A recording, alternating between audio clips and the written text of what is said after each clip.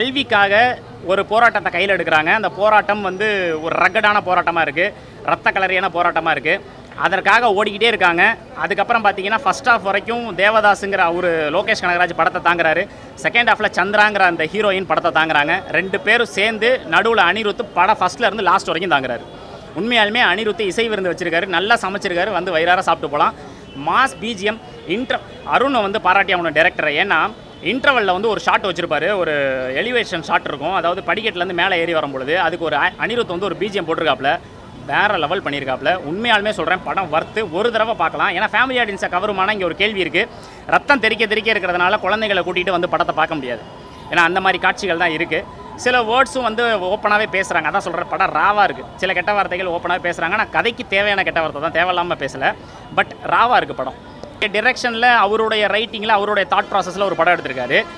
அவருடைய அந்த சாயலை பார்த்துட்டு நம்ம அருண் வந்து என்ன பண்ணியிருக்காரு, அருண் மாதேஸ்வரன் என்ன பண்ணியிருக்காருன்னா, இந்த கதைக்கு, இந்த ரகடான கதைக்கு அந்த மாதிரி ஒரு ஆக்டர் தான் தேவைப்படுவாங்கன்னு நினச்சி லோகேஷ் கனகராஜா இதில் வந்து படத்தில் நடிக்க வச்சுருக்காரு.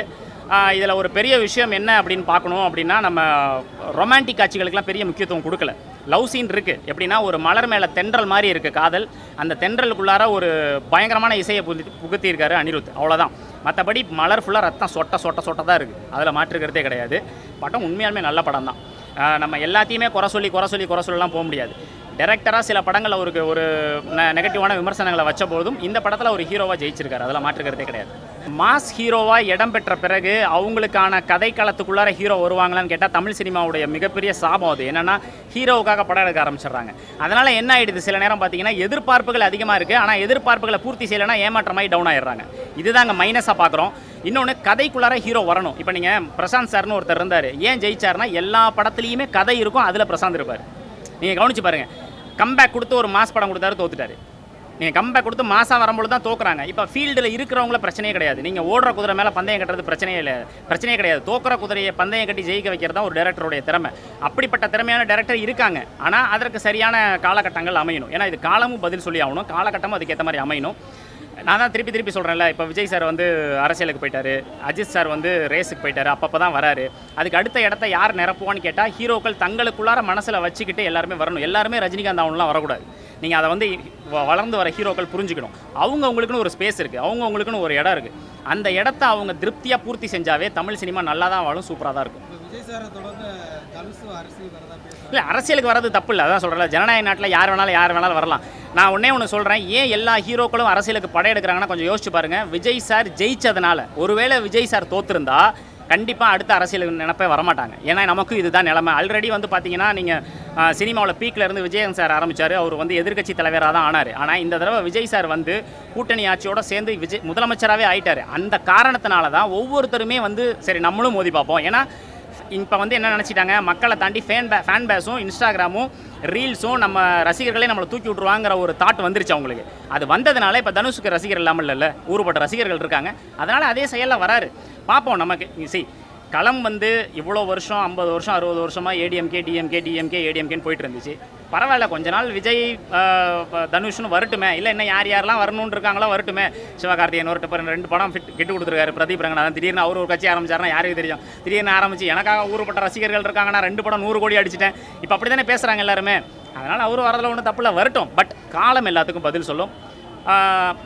நான் வந்து ஆரோக்கியமாக தான் பார்க்குறேன் எதையுமே. அதில் எந்த வித மாற்று கருத்தும் கிடையாது. இதில் குறை சொல்கிறதுக்குலாம் ஒன்றும் கிடையாது. ஆரோக்கியமாக தான் பார்க்குறேன். ஆனால் என்னென்னா, நிலைமை புரிஞ்சு வரணும், உண்மையாலுமே சேவை செய்யணுங்கிற எண்ணத்தோடு வரணும். அவன் வந்துட்டான் நான் வரேன், அவன் ஐடிக்கு வேலைக்கு போயிட்டான் நான் வேலைக்கு போகிறேன், அவன் கார் வாங்கிட்டான் நான் வாங்குறேன்னு சொல்லுவேன். இல்லை, அந்தளவுக்குலாம் கிடையாது. அதாவது தனுஷ் சாருக்குன்னு ஒரு ஃபேன் பேஸ் இருக்குது. நீங்கள் இப்போ விஜய் சாருக்கும் அஜித் சாருக்கும் ஃபேன் பேஸ் இருக்கான்னு கேட்டிங்கன்னா கண்டிப்பாக 2 பேத்துக்குமே ஃபேன் பேஸ் இருக்குது. கரெக்டாக? இப்போ நீங்கள் அஜித் சார் படம் வரட்டும், நீங்கள் விஜய் சார் படத்தை ரசிகர்களை தாண்டி ஒரு படி அஜித் சார் ரசிகர்கள் பண்ணுவாங்க. அதனால் நம்ம மாற்றுக்கிறதே சொல்ல முடியாது. ஏன்னா நம்ம இதில் வந்து சண்டை போட்டுக்கிறதுக்குலாம் ஒன்றும் இல்லை. ஆனால் நீங்கள் அதே தனுஷ் சார் ரசிகர்கள் இவ்வளோ பண்ணுவாங்களான்னு கேட்டால் பண்ணுவாங்க. தனுஷ் சாருக்குரிய அந்த அவர் மேல் உள்ள ஈர்ப்பாலும் அவர் மேல் உள்ள அன்பாலும் அவங்க பண்ணுவாங்க. ஆனால் விஜய் சாருக்கு லெவலுக்கு பண்ணுவாங்களான்னு கேட்டால் நமக்கு தெரியாது. அதை வந்து 2031 எலெக்ஷன் தான் டிசைட் பண்ணணும். 2031 2029 கூட தெரில. ஒரே நாடு ஒரே தேர்தல் பற்றி பேசிகிட்டு இருக்காங்க. அதுவே என்ன தெரில. சரி பார்ப்போம். இது கொஞ்சம் யோசிச்சு பாருங்கள். ஆல்ரெடி வந்து விஜய் சார் இப்போ ஏதாச்சும் எங்கேயாச்சும் தப்பு பண்ணுறாரு அப்படிங்கிறப்ப நம்ம கேள்வி கேட்குறதுல ஒரு நியாயம் இருக்குது. அவர் நிறைய நல்லது பண்ணுறதா தான் மக்கள்கிட்ட வந்து ஃபீட்பேக் வருது. இன்னொன்று பார்த்தீங்கன்னா தலைமைச் செயலகம் போனால் உட்கார வைக்கிறாங்க, மரியாதை கொடுக்குறாங்க, லஞ்சமே இல்லாமல் ஊழலே இல்லாமல் நிறையா பண்ணுறதா நமக்கு நியூஸ் வருது. நம்ம போய் நேரில் பார்க்கல, நியூஸ் வருது. அப்படி பார்க்கும் பொழுது அவர் எதை புதுசாக கையில் எடுக்க போகிறாரு, என்ன கொள்கையை கையில் எடுக்க போகிறாரு, என்ன மாற்றத்தை கொண்டு வர போகிறாரு, எதை வந்து கேம்பெயினில் வந்து எதை வந்து அவர் முன்னிறுத்தி பிரச்சாரம் பண்ண போகிறாரு, இவ்வளோ கேள்விகள் அவர் முன்னாடி இருக்குது. ஸோ இதெல்லாம் மக்கள் ஏற்றுக்கிட்டு பூர்த்தி செய்கிற மாதிரி இருந்தால் maybe there is a replacement for Vijay sir. இல்லைனா maybe there is a possibility இப்படி வேணால் நடக்கலாம்.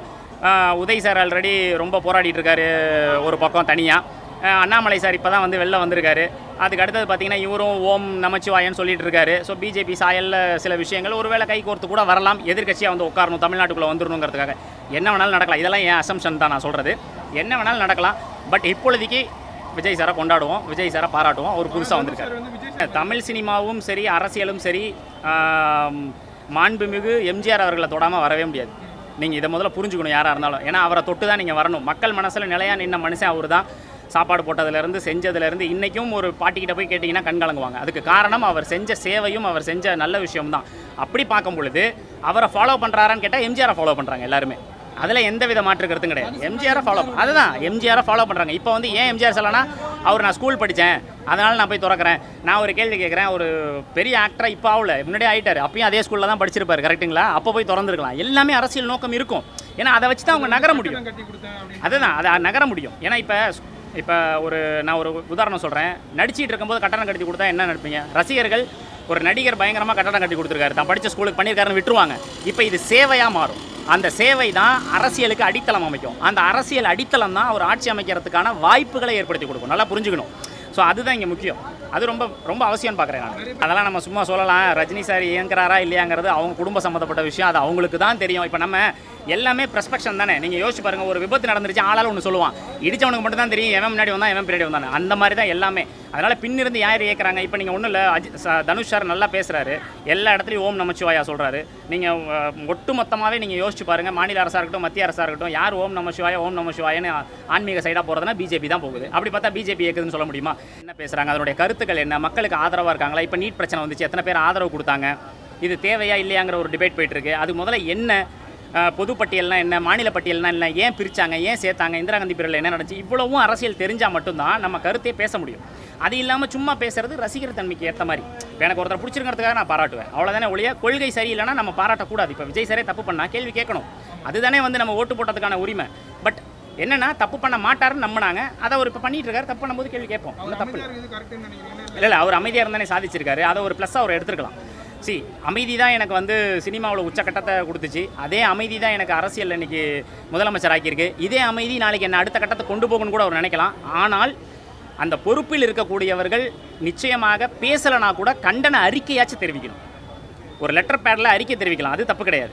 அது அடுத்த ஒரு ஆளை விட்டு வாசிக்க விடுறதுல கூட தப்பு கிடையாது. அந்த அரசியல் நாகரிகத்தை அவர் வந்து ஃபாலோ பண்ணிக்கணும். பட் ஏன் பண்ண மாட்டேங்கிறாருங்கிறது நமக்கு தெரில. சட்டசபையில் ஒரு சில இடங்களில் பேசுகிறாரு அவருடைய பேச்சு, மற்றபடி செயலில் காமிக்கிறேங்கிறாரு. செயலில் சில விஷயங்கள்லாம் நடக்குது, திடீர் இன்ஸ்பெக்ஷன்லாம் பண்ணுறாங்க, பாராட்டுக்குரிய விஷயம்தான். ஆனால் சில நிலைகளில் மக்களுடைய கருத்துக்கும் மக்களுடைய கஷ்டத்துக்கும் குரல் கொடுக்கணும், பேசணும், கண்டனமாச்சும் தெரிவிக்கணும். ஏன்னா பிகாஸ் இதுக்கு முன்னாடி முன்னோடிகள்லாம் இருக்காங்க. உங்களுக்கு இதுதான் ஃபஸ்ட்டுனா ப்ராப்ளம். உங்களுக்கு ஜெயலலிதா மேடம் இருக்காங்க, அவங்க எத்தனையோ ப்ரெஸ்ஸை சந்திக்கிறாங்க, எத்தனையோ ப்ரெஸ்ஸை பேசியிருக்காங்க. நீங்கள் அதுக்கு முன்னாடி கலைஞர் இருந்திருக்காரு, அவர் எத்தனையோ ப்ரெஸ்ஸுக்கு பதில் சொல்லியிருக்காரு. அந்த திறமையையும் அந்த ஒரு விஷயத்தையும் அவங்க வளர்த்துக்கணும். கண்டிப்பாக வளர்த்துப்பாங்க நான் நம்புகிறேன். சந்திரா அதுதான் டிசி, நடுவில் ஒரு ஏ சேர்த்துருக்கலாம் டிஏசின்னு. ஏன்னா அனிருத்து படத்தை பின்னி பெடல் எடுத்துருக்காப்புல. ஃபஸ்ட்டு ஃப்ரேமில் இருந்து லாஸ்ட்டு ஃப்ரேம் வரைக்கும் மனுஷன் தாங்குறாப்புல அனிருத்து. தயவு செய்து சொல்கிறேன், இதுக்கு முன்னாடி அனிருத்தை வந்து நானே நிறைய இடத்துல கிண்டல் பண்ணியிருக்கேன். 4 டியூன் தான் வச்சுருக்காப்புல, போட்டப்பட்டே திருப்பி போடுறாப்புலன்னு. இதில் அதுக்கெல்லாம் வந்து பலார்னு அரைஞ்ச மாதிரி ஃபஸ்ட்டுலேருந்து லாஸ்ட் வரைக்கும் பிஜிஎம்லாம் தெறிக்க விட்டுருக்காப்புல மனுஷன். Thank you so much.